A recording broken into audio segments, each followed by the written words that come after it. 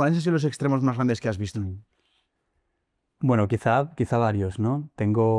Hace poco fui a visitar a un paciente a la cárcel porque, bueno, pues fue normalizando la pornografía de menores y empezó con pornografía normal, ¿eh? No penséis que era como una cosa, pues un psicópata o algo así, pues una persona normal que empezó a normalizar esto, empezó a extorsionar a menores también por redes sociales y, bueno, pues al final la policía le detuvo y el otro día estar allí en la cárcel y ver a dónde te puede llevar la pornografía, ¿no? A todo esto a nivel de aspecto es una persona normal. Completamente normal, una Madre mía. persona de mediana edad, afable, inteligente y, y eso es lo que te sorprende, ¿no? Que cualquier vecino tuyo pues puede ser una persona que tenga un problema con esto. Y por eso el porno no es diversión, es adicción y no es un juego, porque solo por a dónde te puede llevar ya merece la pena cuestionarnos si merece la pena ese placer que te pueda dar a corto plazo por lo que te puede quitar a largo plazo, ¿no? O sea, al fin y al cabo, uno no puede medir por el placer subjetivo lo que es bueno para el ser humano, ¿no? Porque, bueno, a mí hay cosas que me pueden dar placer que no tienen por qué ser buenas.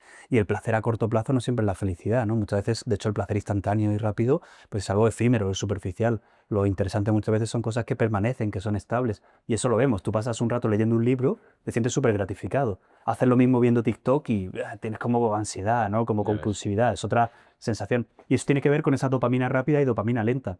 En el sexo es igual, el sexo es maravilloso, disfrutas, te conectas, te sientes pleno cuando tienes un encuentro sexual que tú deseas y la otra persona desea, pero la pornografía es todo lo contrario. Si tú preguntas, ¿te sientes mejor persona después de haber visto porno?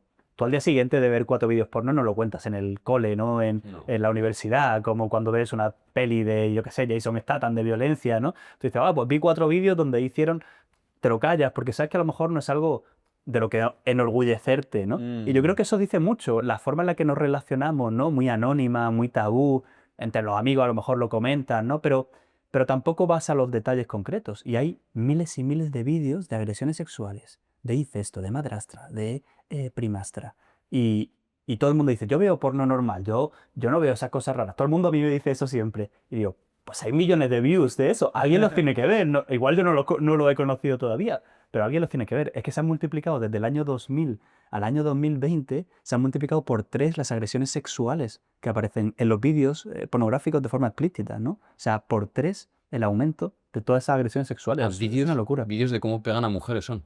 Son agresiones sexuales, por ejemplo, pues una pareja que está en una casa y viene alguien y en contra de la voluntad de la chica y de la pareja, pues le agrede y tiene un encuentro sexual. O mujeres Madre que mía. dicen que no al principio del vídeo y al final dicen que sí. O sea, esto es Claro. algo que está cada vez más presente en los vídeos pornográficos y hay personas que se dedican a investigarlo de forma científica y analizan el contenido que hay en esos vídeos, ¿no? O sea, casi siempre la mujer aparece como rechazando al principio, pero luego sí que lo quiere. La cara de dolor y de placer en los vídeos pornográficos está un poco difusa. De hecho, hay mujeres a veces que si tuvieran la foto dirías, ¿estás sufriendo o estás disfrutando, ¿no? Y todo eso pues va generando también una narrativa sobre el sexo, va construyéndote una mirada hacia el sexo pornificada. De hecho, los estudios nos dicen esto claramente. Si un tío ve pornografía, tiene 2 veces más de probabilidad de ser agresor sexual que si no ve pornografía. Y una chica que ve pornografía tiene 4 veces más de probabilidad de ser una víctima sexual que una chica que no ve pornografía. Porque la chica también erotiza la violencia y cree Claro. que eso es lo normal. Entonces lo recibe y dice, bueno, esto es lo esperable, a todo el mundo le debe gustar esto. Si yo nazco en la guerra, pues una amputación es algo normal. Ya. Pero no es normal ni es bueno para el ser humano una amputación. Pues esto igual.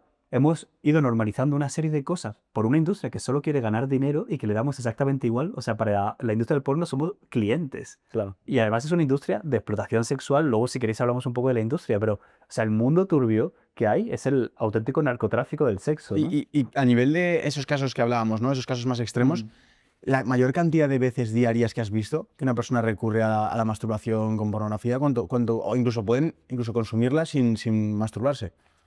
Sí, generalmente lo hacen masturbándose. Hay algunos casos extremos que ya solo el hecho de verlo es lo que le excita, pero para mí hubo un caso que fue muy extremo, que es un paciente que se masturbaba hasta hacerse sangre. Buah. Y, o sea, imagínate, se hacía hasta daño en los genitales, podía pasar horas, 5, 6, 7, 8 horas viendo pornografía, no podía parar, lo tenía un Madre mía. descontrol. Es verdad que eso es un caso extremo, no es lo habitual, pero bueno, atracones de 3 horas, de 2 horas. Es que hay un fenómeno que tiene que ver con la distorsión del tiempo. Tú puedes pasar muchas horas en esos atracones y de pronto pasa el tiempo y no te das cuenta, ¿no? Al final, las adicciones hacen eso, que tu voluntad se va perdiendo, eres cada vez menos libre, eres como esclavo de los estímulos, ¿no? Hay una frase de Viktor Frankl que dice que entre el estímulo y la respuesta hay un espacio. Y en ese espacio es donde está nuestra libertad. Pero hoy día que estamos tan bombardeados de estímulos, tan bombardeados de excitación por todos lados, las pantallas, la pornografía, pues las industrias ahí se forran, ¿no? Porque si yo no pienso, si yo no reflexiono, si quiero pasar tiempo en ese vídeo, en esa pantalla o en ese scroll infinito, pues la industria va monetizando todo eso, ¿no? Y el porno funciona exactamente igual, ¿no? Por lo que estoy viendo en la entrevista, la mayor preocupación no es ser un adicto a la masturbación, sino lo que te puede despertar el porno, ¿no? Te puede despertar la violencia de género.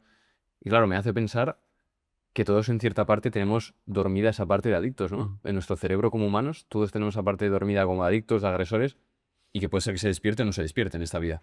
Completamente, verdad que hay otros factores que influyen, ¿no? Esto es como la lotería, cuanto más billetes compres, más probabilidad tienes de que te toque, cuanto más porro fumes, más probabilidad tienes de un brote psicótico, de un síndrome motivacional y de otro tipo de problemáticas. En la pornografía aumentas la probabilidad, no por ver un vídeo porno vas a ser un agresor sexual, pero al final nuestro cerebro es que es muy capullo, porque todos tenemos un sistema que sirve para la supervivencia, que es el mismo que se engaña con las adicciones, el sistema de la recompensa que nos sirve para perpetuar a nuestra especie, para comer y para alimentarnos, es el al que engañan las adicciones. Y le dicen a tu cerebro, oye, si ves más porno vas a sobrevivir más, si te fumas un piti vas a sobrevivir más. Y ahí es como generan toda esa dependencia. Entonces sí, todos tenemos esa parte. Si tú además eres impulsivo, si tú además has vivido violencia en casa, si tú además vives en una cultura que normaliza la violencia hacia las chicas, si tú además pues tienes ansiedad, descontrol de los impulsos, vas añadiendo ingredientes a ese cóctel Molotov que es la agresividad y la pornografía.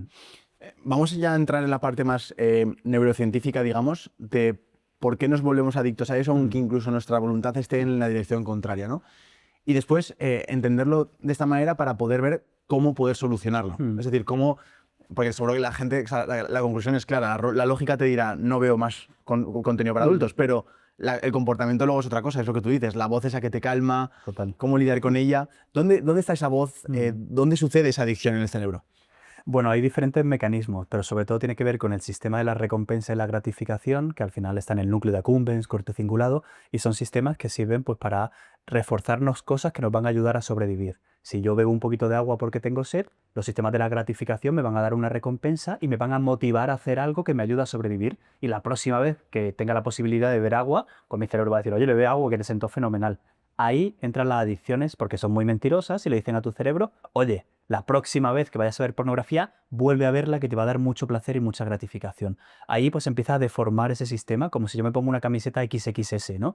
Pues la voy deformando y cada vez me va cabiendo más placer, más intensidad y voy perdiendo el control. Hay otra parte aquí delante, que es lo que os decía, que es el director de orquesta del cerebro, que al final pues actúa como la voluntad, la conciencia ética, la capacidad de regular, de decir que sí o de decir que no a las cosas. Y la pornografía lo que hace es impedirle que se desarrolle esa corteza prefrontal y por tanto, cuando ves en resonancia magnética funcional a adictos a la pornografía, tienen menos sustancia gris y sustancia blanca en la corteza prefrontal, es decir, sus frenos del coche están muy desgastados, no tienen la capacidad para atenderlo. Es como si en un restaurante, pues que caben 50 comensales, todos los días llegan 100.000 comensales. Pues acaban agotados en ese restaurante, los camareros no dan abasto, pues algo así le pasa al cerebro. Entonces pierde el control. Y luego hay dos cosas que pasan muy interesantes. Uno tiene que ver con las neuronas espejos, son las neuronas que tienen que ver con la empatía, con el cuidado, con la sensibilidad. Gracias a eso aprendemos, imitamos.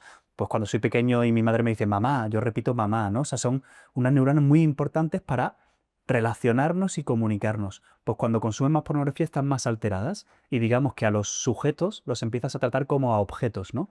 Y empiezas en lugar de a cuidarlos, a usarlos, porque las neuronas espejos están deterioradas o están rotas. Esto se ha visto incluso en el plasma sanguíneo. Se ha publicado en una revista de alto impacto un análisis del plasma de los adictos a la pornografía en comparación con los que no consumen o consumen menos pornografía.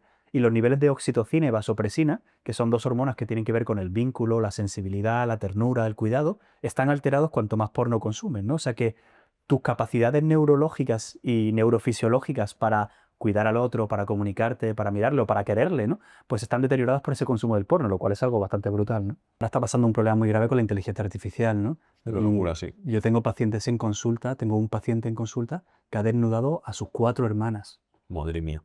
con inteligencia artificial porque había normalizado el incesto y pensaba que era lo normal, ¿no? La IA de Elon Musk, Grok, ha estado desnudando a 6.700 mujeres por hora en los últimos meses, ¿no? O sea, hace poco vino un paciente, un señor de mediana edad, 40 o 50 años, que había desnudado a todas las amigas de su pareja y la pareja le había descubierto un ordenador lleno de pornografía de todas sus amigas. O sea, claro, eso es lo que hablamos de los límites Madre mía, de la mira. sexualidad. ¿Dónde está el límite? ¿No? ¿Qué permitimos? ¿Qué no? Pues está claro que debe haber unos criterios éticos, incluso legales en el caso del incesto. O sea, normalizar y erotizar el poder, la asimetría, la diferencia de edad, que lo hace mucho la pornografía, es algo peligroso. Y cada vez más joven, y Jordi el niño polla, este tipo de actores y actrices, todos tienen cara de niño. Porque así llegan antes a los adolescentes. Estos vídeos que hablábamos antes, Juan, de que hay una chica que hace el reto de te compro un iPhone si Sí, haces sí, no sí, sé sí. qué, y para niños de 14 años. Y hay algunos, es súper maquiavélico, pero está todo pensado. Claro, el vídeo no es nada explícito, pero es una mujer muy hipersexualizada, que es una actriz porno, que luego tiene una cuenta de OnlyFans, que tiene millones de seguidores, y entonces hace un reto viral. Pero en ese reto viral hay un niño de 14 años o de 13 años con una cara de niño yendo a comprarse un iPhone. Y ese vídeo les va a llegar a otros niños de 13 o de 14 años y van a creer que eso es normal. Y todo eso Pero va bueno, erotizando pues, estos problemas, ¿no? El abuso sexual infantil pues es uno de los grandes problemas que tenemos hoy día, ¿no? O sea, el 20% de niños y niñas va a recibir algún abuso sexual a lo largo de su infancia, ¿no? 20%. 20% según los últimos datos de Save the Children. Em, 1 de cada 10 abusos se produce por el padre, además, ¿no? O sea, son intrafamiliares, son cercanos. Eso, pues primastro, hermanastro, todo esto, me parece que normaliza cosas muy perversas, ¿no? Y no deberíamos, para mí debería ser ilegal. O sea, que se replique el incesto, que se replique, o sea, que se permita todo esto, a mí debería ser ilegal, ¿no? Vídeos de violencia, de agresividad, de violaciones. O sea, ¿por qué cualquier cosa que haríamos en la calle sería un delito? O sea, si yo le pego un puñetazo o un tortazo a alguien por la calle, a una mujer, sería un delito. O si la humillo en el trabajo, sería moving, ¿no? Pero cuando le pongo la palabra sexo y orgasmo, sí que vale. No, es que es lo que a mí me gusta. Es que es el placer. Ya, pero ¿y por Ya. qué, no? ¿A quién le interesa eso? Claro, lo agresivo da adrenalina, la adrenalina engancha, eso me da más adicción. Eso perpetúa un consumo de mujeres en un modelo donde los hombres somos los que estamos ahí en la pornografía todo el rato. No es casualidad. Y bueno, es la industria más grande del mundo, de las tecnológicas, una de las más grandes. Si TikTok es adictivo, imagínate la capacidad que tienen aquí de traer a neurocientíficos, neuropsicólogos, expertos en marketing, para convencerte de que esto es algo normal, de poner en la revuelta a actrices y actores porno para decir esto es muy guay, mira qué vida como mola, mira cuánto dinero gano. Claro, que no te van a poner a una mujer que ha sido explotada y maltratada, que te dice que ha sufrido abuso sexual en los rodajes. Ya. Es que el 80% de actrices porno ha sufrido estrés postraumático en el rodaje. Se ha retraumatizado de una violación en los rodajes pornográficos. ¿Qué dices? Y cerca del 80% de mujeres vienen de una historia o de trauma infantil, o de abuso sexual, o de abuso emocional, o de abuso físico en la infancia. Es decir, alguien que se dedica a eso no es casualidad. A cualquier persona que conozcáis, si tú le das 2 pastillas y le dices, ¿tú qué vida elegirías? ¿Esta, ganando el mismo dinero en el trabajo que tú quieras, o esta dedicándote a la industria del porno? A mismas condiciones nadie lo elige. Pues tus necesidades económicas, una situación de vulnerabilidad, la explotación sexual. O sea, hay mujeres que dicen, me han quitado el pasaporte y se han aprovechado de mí. O sea, me usaron hasta que ya no servía. No hay día que no me arrepienta de haber formado parte de esta industria. Ahora quiero borrar los vídeos y pedir mis derechos de por vida, ¿no? Vomitábamos, teníamos diarrea después de los rodajes, el actor me golpeó hasta hacerme sangre en la cabeza. O sea, hay un montón de estas actrices que han podido salir de ese mundo que te cuentan todo lo turbio que hay detrás del mundo de la pornografía. O sea, que esto no es, yo qué sé, cine. Es la única industria que para hacer violencia hace violencia de verdad. Tú ves una peli de Tom Cruise y hay un doble, o ahí está todo fingido. En la pornografía no, si hay un tortazo hay un tortazo, si hay un escupitajo hay un escupitajo, si hay una penetración múltiple hay una penetración múltiple. Esto ocurre de verdad en el rodaje. Claro. Y el sexo es algo que requiere del deseo. Imagínate tener sexo todos los días como trabajo, entre comillas, porque para mí el porno, el trabajo sexual ni es trabajo ni es sexual, porque es que el sexo requiere del deseo, de la excitación, ¿no? Entonces por eso no puede formar parte del repertorio laboral, porque al final es, no sé, es como si pues, me obligaran en mi trabajo a comer 25 platos de arroz todos los días o a no respirar. Son funciones básicas, funciones del ser humano que tienen que ver con otras cosas, ¿no? No puede. Todo no se puede comercializar. El sexo no puede consumirse, el sexo no puede comprarse, ¿no? Joder, tío, dan ganas, o al menos me dan ganas de desconectarme del mundo, irme a un campo y no saber nada de... Es que es que es imposible de frenar todo eso. Wow, se me hace muy difícil de frenar, o la gente es consciente o... Porque vuelvo a lo de antes, estamos hablando de que hay que ir a una página porno, pero que no, que es que desde que arrancas el móvil, desde que te metes en una red social ya hay estos riesgos.